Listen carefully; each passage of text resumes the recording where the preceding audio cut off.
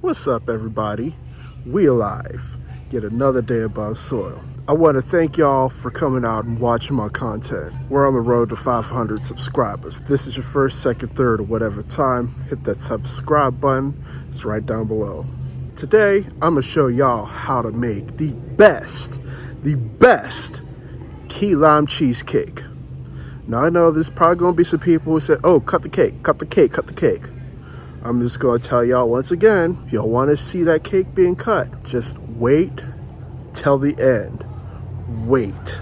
I hope y'all ready, because we bout to burn. All right, y'all. It's time for me to run by the ingredients that you gon' need for your key lime cheesecake. But before we get to the meat and potatoes of that, I must remind you, wash your hands. The food that we make in this kitchen is blessed. Therefore, you're gonna need to go in that bathroom and wash your hands. And I'm just saying, if you gonna go in that kitchen with them nasty hands, that's just nasty. So anyway, let's get cracking. You're gonna need some light brown sugar. You're gonna need 6 eggs at room temperature, 6 large eggs at room temperature, 5 tablespoons of melted butter. You're gonna need 3 tablespoons of all-purpose flour. You're gonna need some limes for some zest, 2 cups of sugar. You're gonna need a touch of cardamom and nutmeg. You're also gonna need some pure vanilla extract, and once again, you're gonna need pure vanilla extract because imitation vanilla is not real vanilla. I repeat, imitation vanilla is not real vanilla. You're gonna need this pure vanilla extract. You're gonna need 4 8-ounce bricks of Philadelphia cream cheese. That's going to be at room temperature. You're going to need 8 ounces of sour cream, room temperature. What I got, this is something that y'all probably haven't seen me use ever.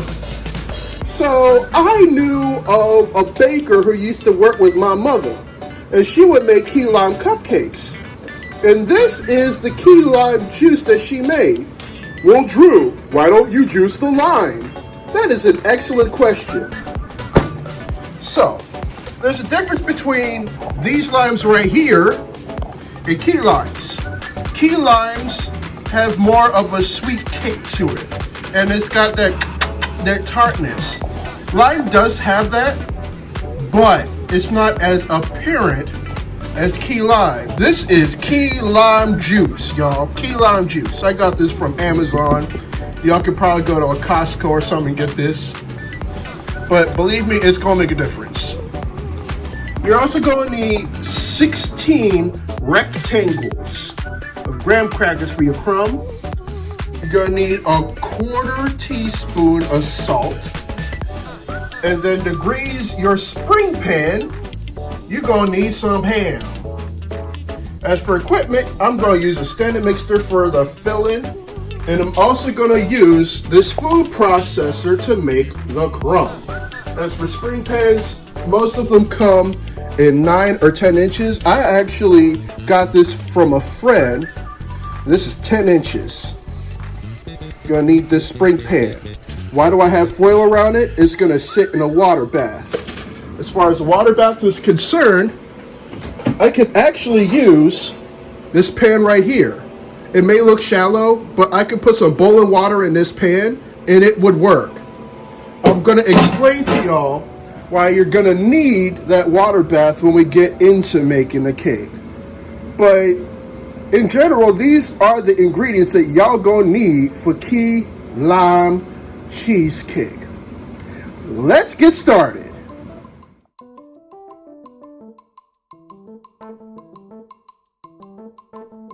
All right.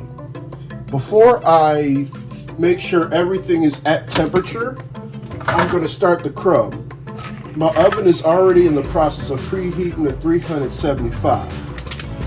So we're going to need 16 of these rectangles first. Breaking them up a little bit so that they can all go in there evenly. If need be, I'll just pulse it once and then put more in there. Now, I done forgot this last part last time I made a graham cracker crumb, and I'm not going to forget this time. We're going to need 2 tablespoons of light brown sugar. I'm also going to try something a little bit different with this crumb. I'm going to put in a 1/4 teaspoon of nutmeg, 1/4 teaspoon of cardamom. And now we're going to pulse it up real good so that it's nice and mixed in. With our graham cracker crumb, we're going to add 1/4 teaspoon of salt. We're also going to include 5 tablespoons of melted butter. Take your whisk and mix it in. You know, with 5 tablespoons of melted butter, I wasn't getting the consistency I wanted. So I'm just going to add another and then mix it in. Now that we got the graham cracker crumb at the right consistency, it's time to put it in the spring pan. Then we need something round and flat to form the bottom. Use this salt shaker to form the bottom.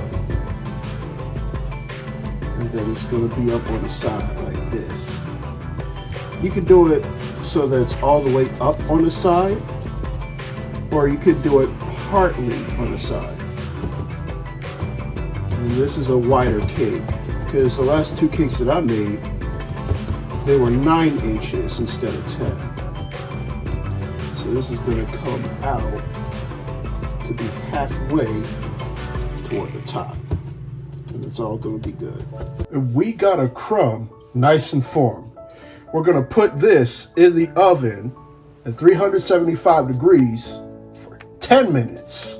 Before we get this batter going, I'm going to do some prep. We're going to zest the lime. And remember, you don't need to dig into your lime when you zest it. All you need to do is lightly graze it over the mandolin blade. I mean the microplane. All you need is, I'm just gonna use the whole lime for my zest. I want people to get all them essential oils in this cheesecake, all right? All right. We're gonna add a whole gallon of milk first to the cheesecake. Right. You know a cheesecake ain't a cheesecake without Philadelphia cream cheese. So we're gonna put 4 bricks, 8 ounces each of this cream cheese at room temperature in our mixing bowl. We're gonna start off with that cream cheese first. On top of the cream cheese, we're gonna add 2 cups of white sugar, 3 tablespoons of all-purpose flour. Now we take it for a little spin.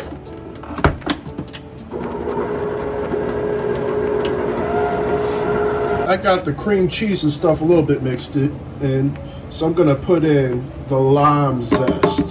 This is really gonna brighten up our cheesecake. And then we're gonna put it for a spin again. Here's a look of the consistency of our cheesecake batter so far. Now that you got that kind of consistency so that the sugar and the cheese and everything else is nice and mixed in, we're gonna add our 6 room temperature eggs one at a time.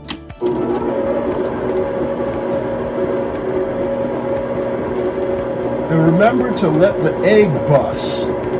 Now that we got the eggs incorporated one after another, we're gonna add our flavors.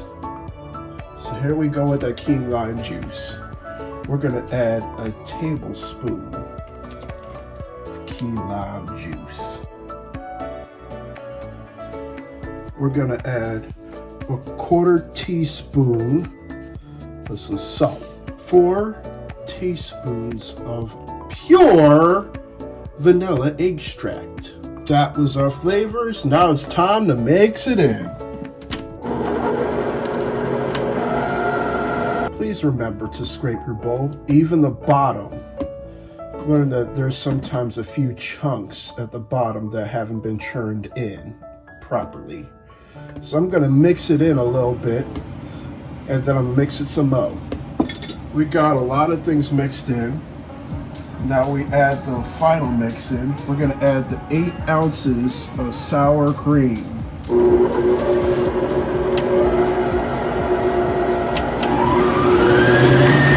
Time for the final consistency check.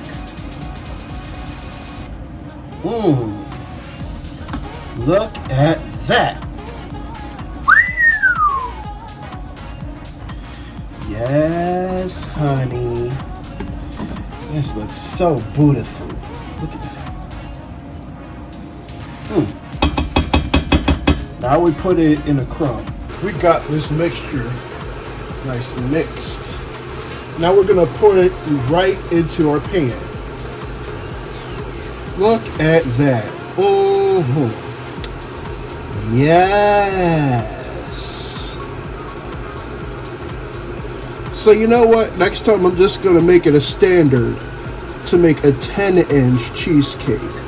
Because when I make a 9-inch cheesecake, I always have some batter left over. I pretty much use all of the batter for a 10-inch cheesecake.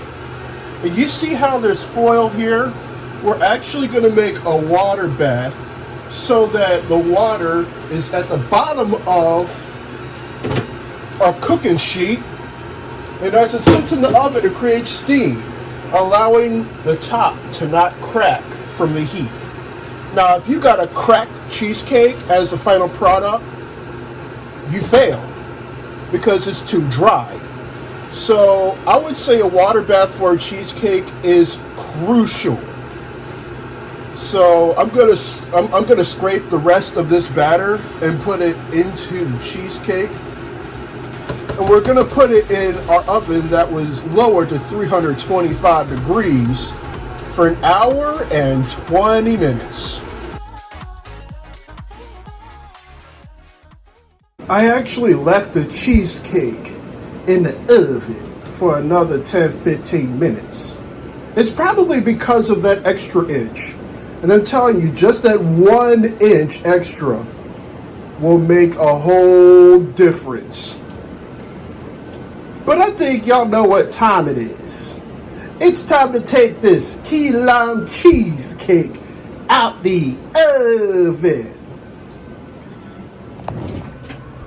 Oh, I swear to God, I don't know about y'all, but this key lime cheesecake is looking sexy. I mean, look at this. That looks absolutely beautiful. As you can see, it's got a little bit of a dome again. It's got a dome. We're gonna wait for that dome to gradually go down. And then you're gonna see the sides separate from the pan. I'm not gonna put it in the Frigidaire just yet. I'm just gonna wait for it to cool off. But yeah, in the morning, I'm gonna garnish it with some lime wheels and make it look pretty. Once again, before we part ways and leave, I have a relatively important question to ask of you. If you went to sleep tonight and you didn't wake up the next day, would you truly be satisfied with the life that you lived? If your answer is no, then it's most definitely time to do some soul searching and think about some of the changes that you need to make with your life. I say this because there's a lot of things within our society that discriminate.